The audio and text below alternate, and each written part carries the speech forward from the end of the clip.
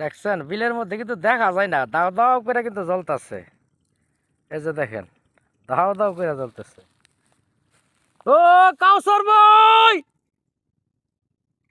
ওই দেশি লাগায়া, দেশি লাগায়া।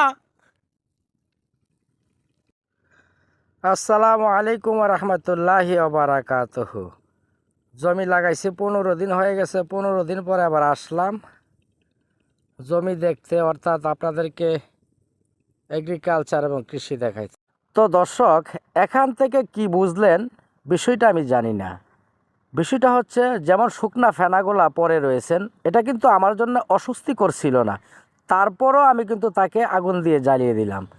তো বিষয়টা হচ্ছে, আপনি সুখে আছেন, ভালো আছেন, আপনি আপনার মতো করে পড়ে রয়েছেন, কিন্তু আপনার সুখটা যেন আপনার প্রতিবেশী অন্য কারোর জন্য অস্বস্তিকর।